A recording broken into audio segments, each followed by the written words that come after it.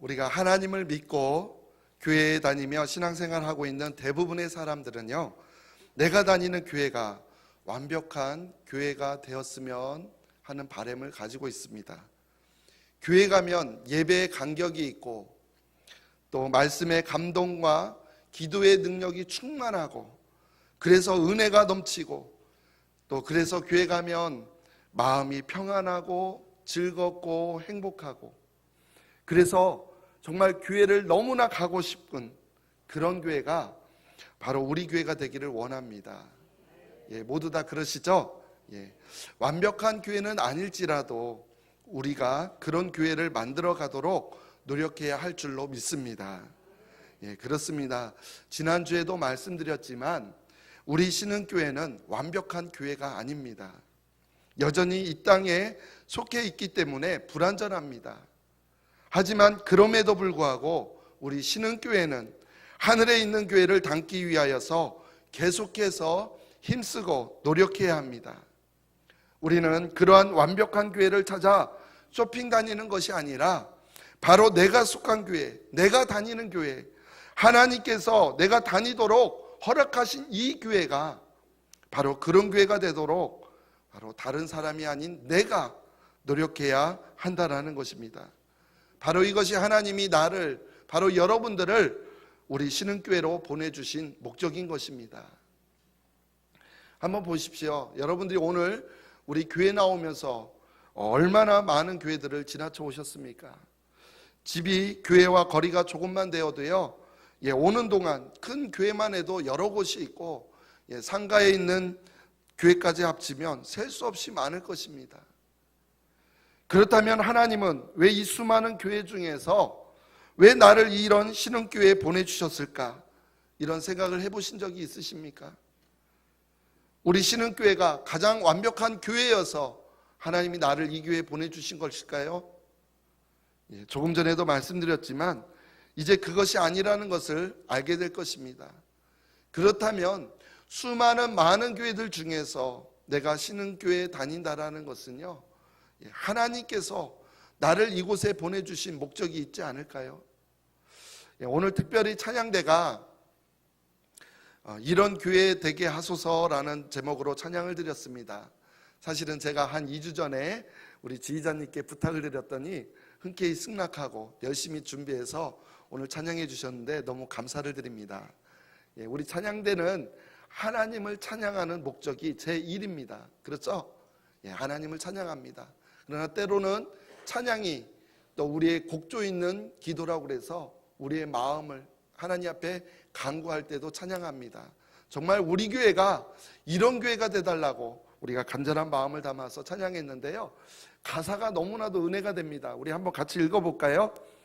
진정한 예배가 숨쉬는 교회, 주님이 주인 되시는 교회, 믿음의 기도가 쌓이는 교회, 최고의 찬양을 드리는 교회, 말씀이 살아 움직이는 교회, 성도의 사랑이 넘치는 교회, 섬김과 헌신이 기쁨이 되어 열매 맺는 아름다운 교회, 주님의 마음 닮아서 이웃을 사랑하는 교회, 주님의 영광을 위해서 빛 대신 주님 전하는 교회, 사랑의 불꽃이 활짝 피어나 날마다 사랑에 빠지는 교회, 주께서 사랑하는 우리 교회가 이런 교회 되게 하소서. 아멘. 정말로 우리 신흥교회가 이런 교회가 되기를 간절히 축원합니다. 그런데 이런 교회가 되기 위해서는 찬양으로만 끝나면 안 됩니다. 이런 교회가 되기 위해서 바로 내가 먼저 노력해야 합니다.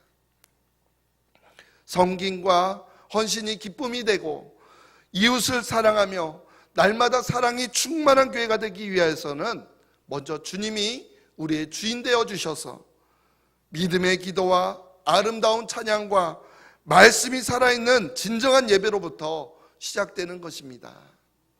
우리가 드리는 이 예배가 기도와 찬양이 충만하고 말씀의 능력이 나타나는 진정한 예배가 되기를 간절히 소망합니다. 혹시 지난주 한 주간 동안 주일에 주신 주일 말씀을 가지고 묵상하며 사셨습니까? 지난 주일의 말씀이 뭔지도 기억이 나지 않습니까? 예. 제가 특별히 지난주 말씀에는요, 소그룹인 구역에 대해서 말씀을 드렸었고요. 우리 구역장님들에게 그 주신 말씀을 실천하며 적용할 수 있는 기회를 주고자 제가 숙제를 내드렸습니다. 예, 혹시 숙제가 뭔지 기억나십니까? 예, 갑자기 여기 구역장님이 한 분도 안 계신 것 같은, 예, 제가 한 주간 동안 잘 나오지 않는 구역 식구들 중에서 잘 나오지 않는 구역 식구들에게 전화신방 하라고 했습니다. 혹시 전화신방 하셨습니까? 예, 여기저기 고개를 끄덕이시네요. 그렇다면 전화신방을 하셨다면 정말 구역 식구들의 영혼을 사랑하는 마음으로 하셨습니까? 아니면 나에게 구역장으로 세워주신 하나님께 감사하며 사명을 감당하는 마음으로, 정말 감사하는 마음으로 하셨습니까? 그것도 아니면 목사가 시켜서 어쩔 수 없이 의무감으로 하셨습니까? 만약에 목사가 시켜서 의무감으로 하셨다면 저는 정말로 감사합니다. 제 말에 순종하셨으니까요. 아무튼 어떠한 이유로 했던 간에요. 그리고 그것이 혹시라도 의무감으로 하셨다 할지라도 하나님께서는 언젠가는 그 거룩한 부담감을 반드시 영혼을 사랑하는 마음으로 바꿔주실 줄로 믿습니다. 아무튼 우리는요, 우리가 그동안 전도하며 또 교회가 부흥하기를 바라며 기도해 왔습니다. 맞습니까? 우리 신흥교회는 안 그랬습니까? 또한 수많은 시도를 통해서 또 많은 전도들을 통해서 여러 가지 경험을 해보셨을 것입니다. 그로 인해서 이런 표현은 안 맞는 표현이지만 아무튼 성공도 맛보았을 뿐더러 실패도 맛보았을 것입니다. 그런데 문제는요, 과거의 부정적인 경험, 실패한 경험으로 인해서 이제는 해도 안 된다라는 그런 생각을 가지고 있다라는 것입니다. 그러나 우리가 해도 안 된다라고 이렇게 말하기 이전에 정말 내가 복음을 전하기 위하여서, 전도하기 위하여서, 교회 부흥을 위하여서 무엇을 해보았는지 생각해 보았으면 합니다. 또한 강단에서 선포되는 말씀에 내가 얼마나 순종하며 따랐는지, 또한 그 말씀을 가지고 한 주간 동안 나에게 적용하려고 얼마나 몸부림쳤는지, 내가 무엇을 해보았는지 한번 뒤돌아보았으면 합니다. 우리가 함께 신앙생활하는, 함께 신앙생활했던 성도들에게조차도 전화하기 힘들다면 과연 우리가 어떻게 전도를 할 수 있을까요? 나는 지금 영혼을 구원하기 위하여서, 생명을 살리기 위해서 무엇을 하고 있습니까? 한 영혼의 구원을 위해 내가 하고 있는 것을 자신 있게 말씀해 주실 수 있는 분이 있으십니까? 어떤 분들은 수십 년을 노력해도, 일평생을 헌신해도 안 된다라고 말씀하십니다. 특히요, 가족 구원만큼은 도저히 어떻게 할 수 없을 정도로 힘들다라는 것을 저도 너무나도 잘 알고 있습니다. 그러나 한 가지 분명하게 말씀드리고 싶은 것은요, 영혼 구원에 있어서만큼은 절대 포기하지 말라는 것입니다. 우리가 포기하지 않으면 하나님은 절대 포기하지 않으십니다. 반드시 하나님께서 하나님의 때에 우리가 포기하지 않은 그 영혼을 구원해 주실 줄로 믿습니다. 그래서요, 오늘은 우리 구역장님이나 구역 강사님 뿐만이 아니라 이 예배 자리에 나오신 여러분 모두에게 권면을 드립니다. 바로 여러분들 모두가 다음 주까지 태신자를 작정하시기를 바랍니다. 지금 우리가 무엇을 하고 있죠? 지난주부터 새생명 축제를 시작했습니다. 우리가 다음 주까지 한 영혼을 우리의 마음에 품고 기도하기로 하였습니다. 여러분들 마음에 정말 내 가족, 내 이웃 한 영혼을 마음에 품고 기도하시고 꼭 다음 주에 그 한 영혼을 여러분들이 미리 작성해서 갖고 오셔서 하나님 앞에 그 이름을 올려드리기를 소망합니다. 우리가 얼마나 영혼을 사랑하는지 하나님은 보실 것입니다. 우리가 그 영혼을 위해서 무엇을 할 것인지 하나님은 다 보고 계십니다. 그리고 그들을 구원하시는 분은 하나님이시지 우리가 아닙니다. 내가 아닙니다. 하나님의 살아계심의 실존을 믿는다면 우리가 정말 교회 천명 출석 이런 걸 갖고 기도하지 말고요, 바로 한 생명을 구원해 달라고 우리가 하나님 앞에 매달리며 기도해야 할 줄로 믿습니다. 우리가 만약에 한 영혼을 사랑하는 마음이 없다면 그를 위한 아무리 화려하고 감동되는 프로그램을 우리가 준비한다고 한들 그것이 무슨 소용이 있겠습니까? 모세가 이스라엘 백성들을 살리기 위하여서 생명책에서 자기 자신의 이름을 제하여 달라고 했던 것 기억하십니까? 바로 우리도 내 목숨을 내어놓을 정도로 포기하지 않고 나아간다면 반드시 분명히 하나님께서 일해 주실 것입니다. 우리는 하나님께서 일하시는 방법을 터득해야 합니다. 바로 여러분들이, 저와 여러분들이 태신자로 품은 그분들을 향한 하나님의 시간표, 그 시간표 중에 바로 그때, 즉 구원의 때가 반드시 다가올 줄로 믿습니다. 그래서 이제 여러분들에게 또 다른 권면을 드립니다. 여러분 모두가 다 참여하면 좋겠지만 구역장님들에게 부탁했던 것처럼 여러분들이 다 전화 신방했으면 좋겠습니다. 그러나 여기에는 교회에 나오신 지 얼마 되지 않은 분들도 있으니까 그분들 제외하고 최소한 우리 직분자 이상, 권찰님 이상 모두는 꼭 이번 주에 전화 신방 하시기를 바랍니다. 직분자가 아니어도 상관은 없습니다. 하여튼 여러분 한 분 한 분 각각 모두 다 내가 친한 사람들 제외하고요, 맨날 전화해서 수다 떠는 사람 빼고 교회의 사랑과 관심이 필요한 사람 3명씩 여러분들이 교인 주소록을 보시고 전화번호부를 보시고 사랑과 관심이 필요한 사람 3명씩을요 여러분 마음속으로 중보 대상자로 삼기를 바랍니다. 그래서 이번 주에는 일주일 동안 매일 그분들을 위해서 중보 기도해 주시기 바랍니다. 그리고 주말에 금요일이나 토요일 정도에 전화해서 안부를 물어주십시오. 근데 한 가지 이제 주의사항은요, 남자는 남자분에게, 여자는 여자분에게 전화하는 것을 원칙으로 하겠습니다. 그래서 우리가 이제는 교회가 사랑이 없다라고 말하기 이전에요, 내가 먼저 사랑을 실천하면 됩니다. 지극히 작은 일부터 하면 됩니다. 무엇인가 큰 일을 해야만 하나님 일을 하고 전도를 했다라고 여기는 것이 아니라 우리가 작은 실천, 지극히 작은 것부터 우리가 실천할 수 있다라는 것입니다. 근데 또 전화해서 왜 교회 나오지 않아? 교회 나오지 않으면 하나님이 기뻐하시지 않아?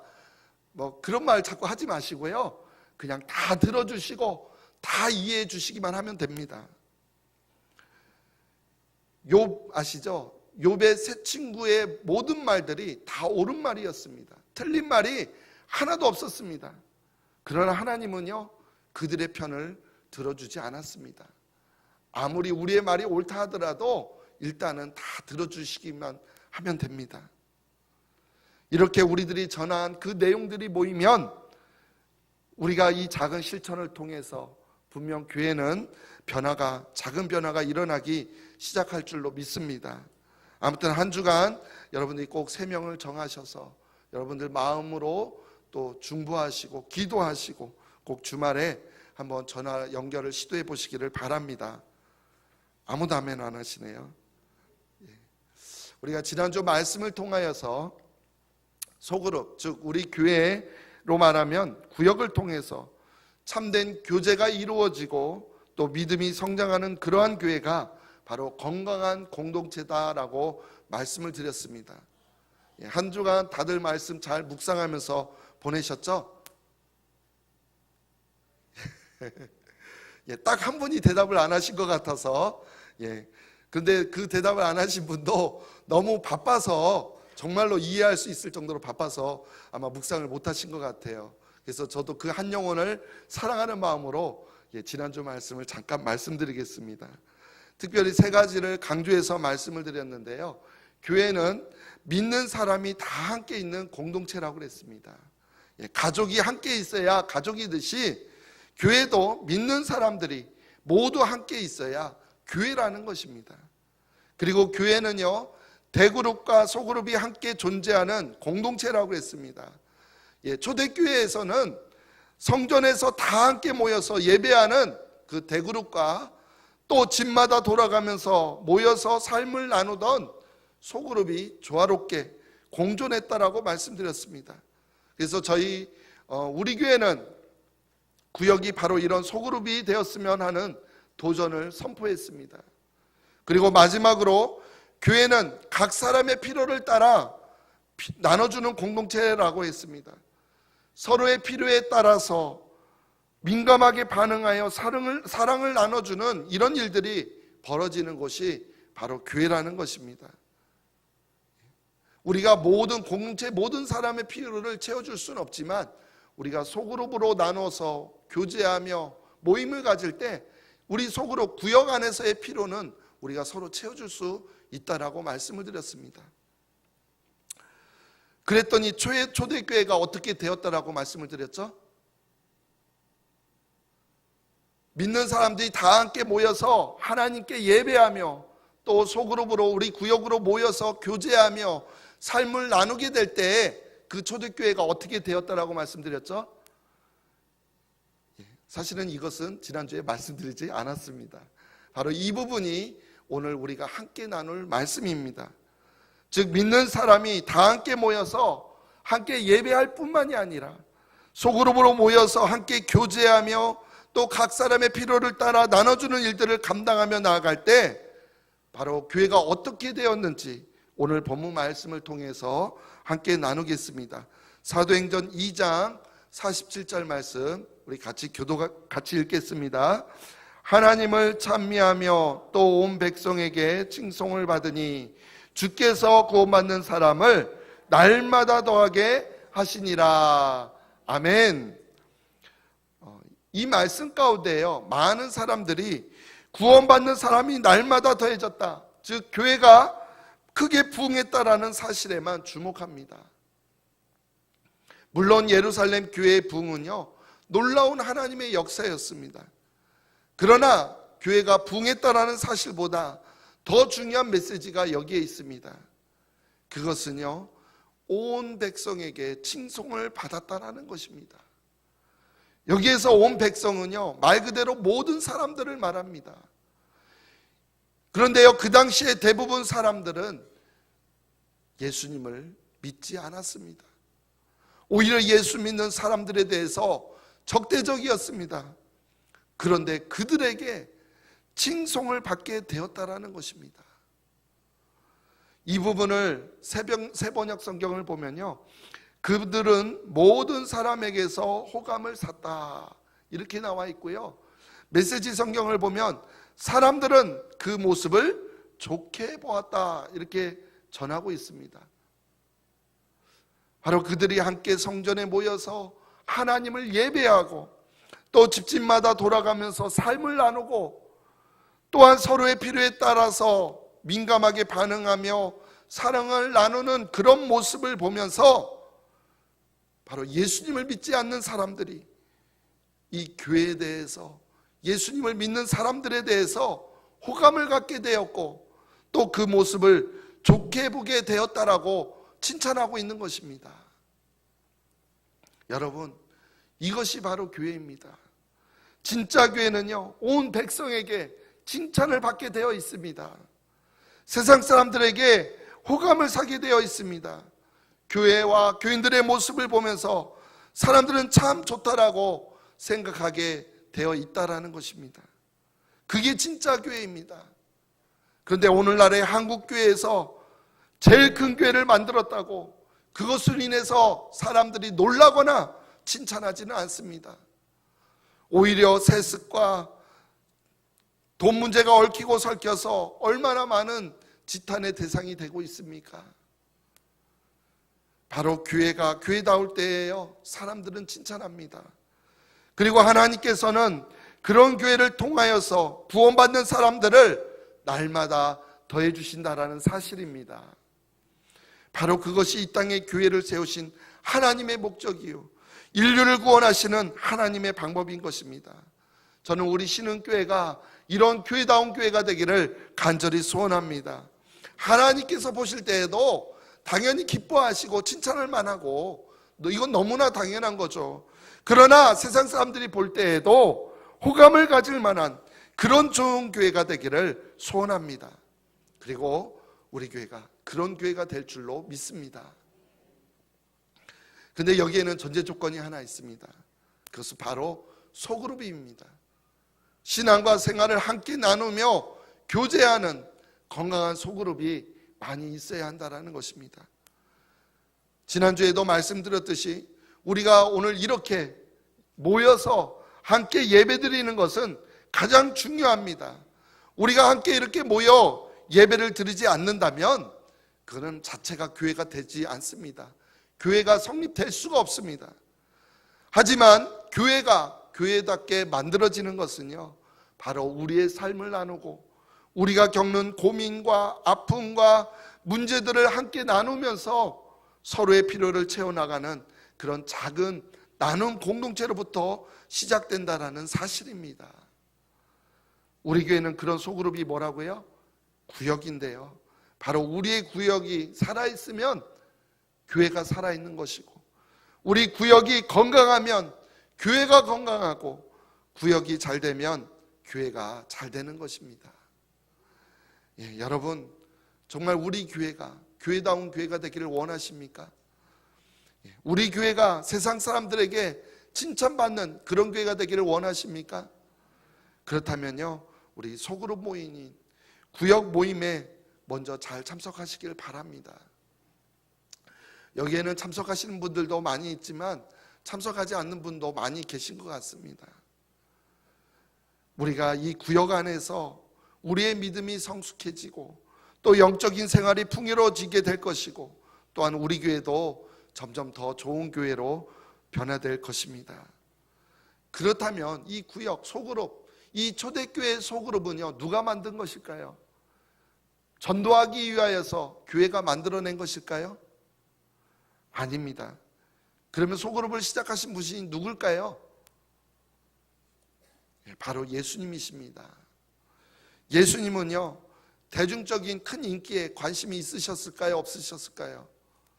없으셨습니다. 물론 예수님을 따라다니는 사람들이 많이 있었습니다.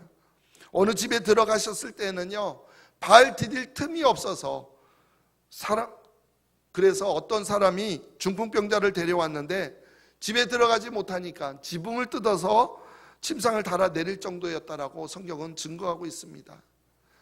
이처럼 인기가 많았던 예수님은요, 마음만 먹는다면 얼마든지 군중들을 동원하여 거닐 수 있으셨지만, 그러나 예수님은 그러지 않으셨습니다. 예수님은 그 많은 사람들 가운데에서 오직 12명을 선택하여서 사도로 삼으셨다는 사실입니다. 누가복음 6장에 있는데요, 우리 누가복음 6장 12절과 13절 말씀 같이 한번 읽어볼게요. 시작. 이때 예수께서 기도하시러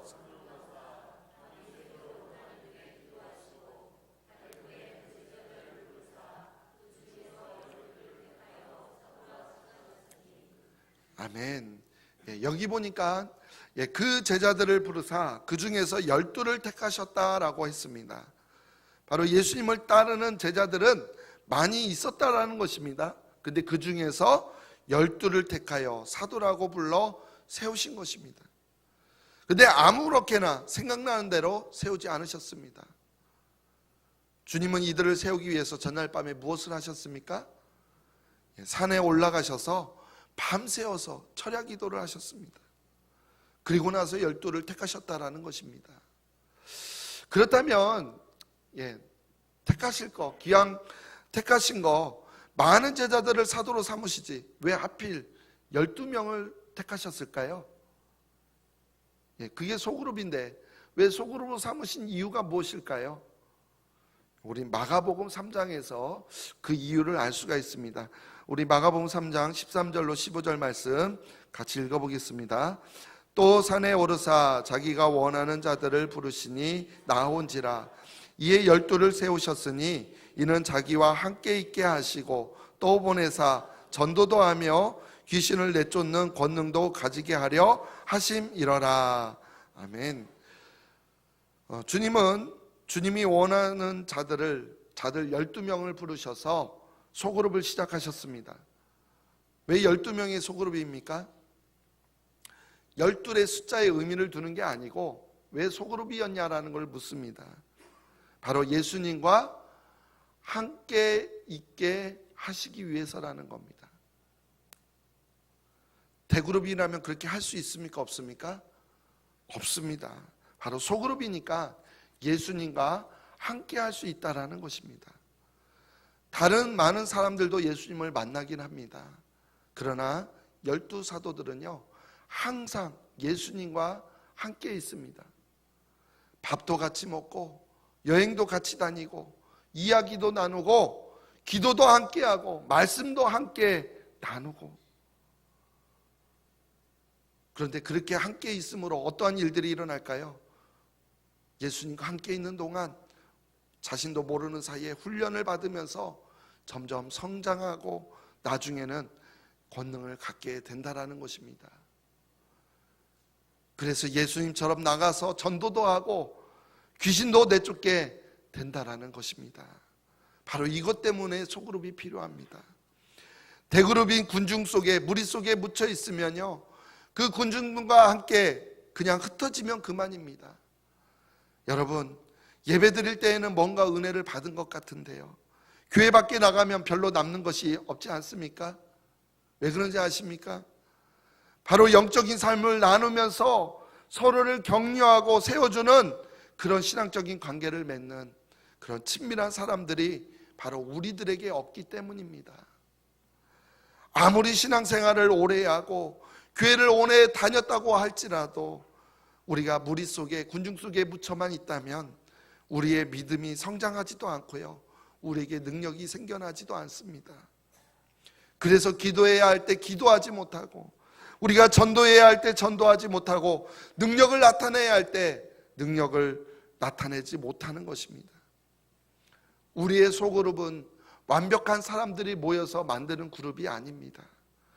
오히려 내가 완벽하지 않기 때문에 내가 신앙적으로 미숙하기 때문에 우리의 신앙이 우리의 믿음이 자라나기 위하여서 훈련받기 위하여서 함께 삶을 나누는 그러한 소그룹으로 모이는 것입니다.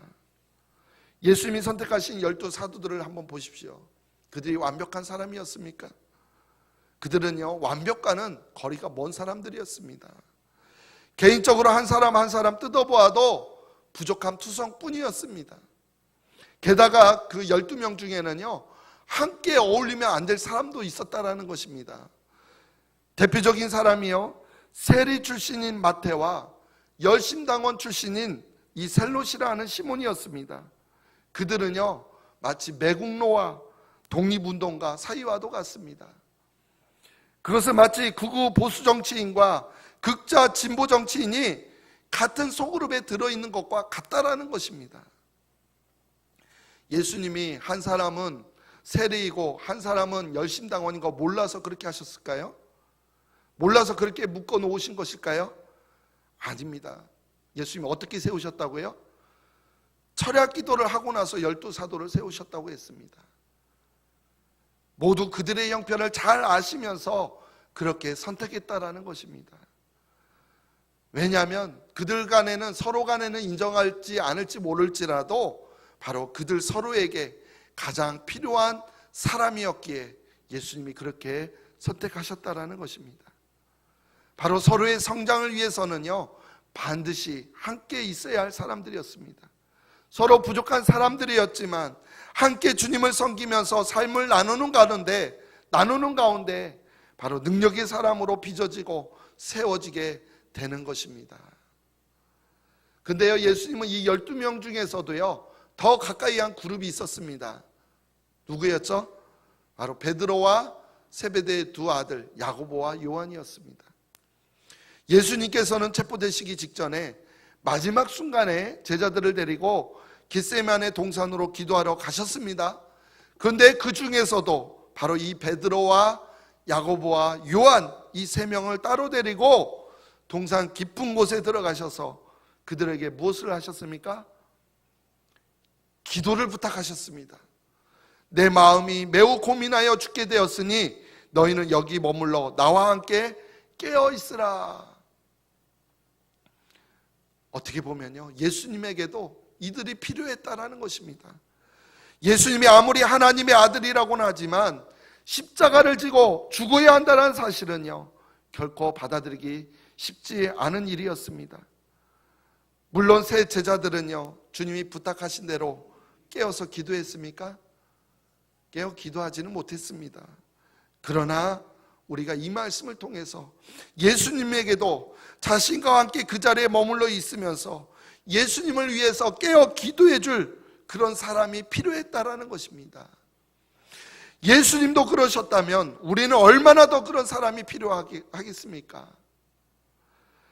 내가 인생의 위기를 경험하고 있을 때 나와 함께 있으면서 나를 위하여 함께 눈물을 흘리며 함께 기도해 줄 그런 사람이 바로 우리에게 있어야 한다는 것입니다. 예수님도 그런 사람들이 필요했는데 저와 여러분들 혼자 신앙하려고 하십니까?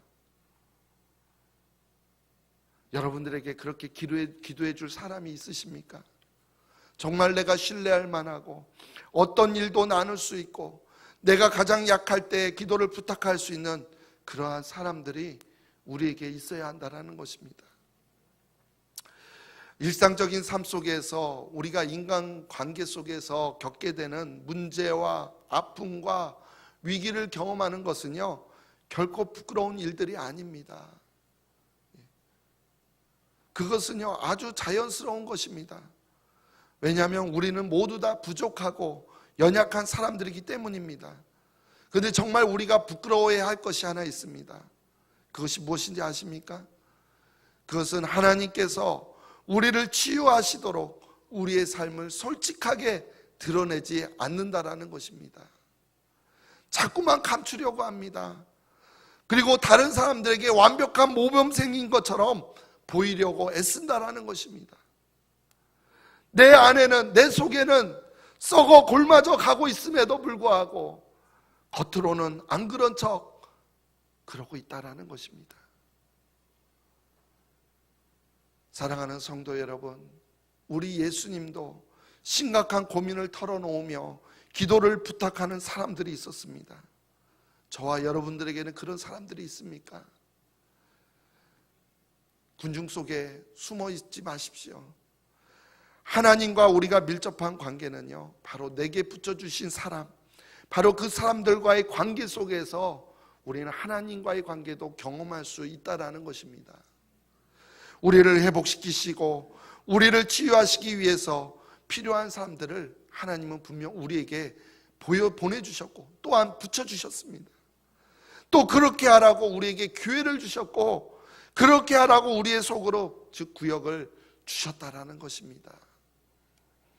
다시 말씀드리지만요, 우리 교회는 완벽한 교회가 아닙니다. 그러나 우리가 하나님의 마음을 품고 예수님이 하셨던 방법으로 우리는 교회다운 교회를 세워나가려고 노력할 것입니다.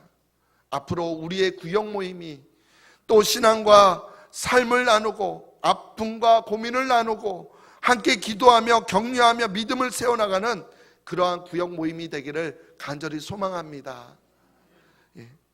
그리고 이러한 구역 모임에 정말 여러분들 이제 모두 다 참여하셔서 여러분 혼자 신앙생활 하려고 하지 마시고 우리의 삶의 문제점들을 솔직히 내놓고 함께 중보 기도하며 서로 격려하며 위로하며 우리 모두가 그렇게 나아가기를 소망합니다.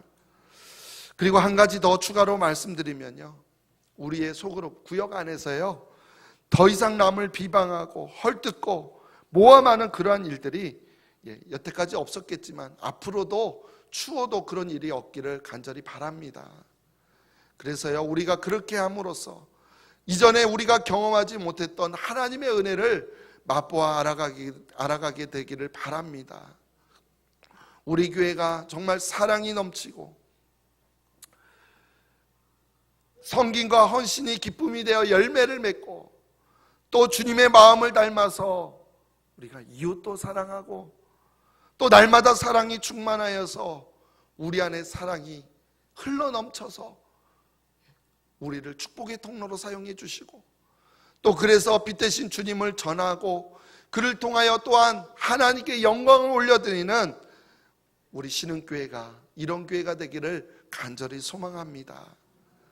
그래서 하나님은 이런 교회를 세우시라고, 또 이런 교회다운 교회를 세우라고, 즉 건강한 교회를 세우라고, 또 우리가 함께 성장하며 신앙생활 하라고 우리를 부르셨고 우리를 신흥교회로 세워주신 줄로 믿습니다. 우리를 부르시는 그 주님의 음성에 응답하며 나아가는 우리 모두가 되시기를 간절히 주님의 이름으로 축원을 드립니다.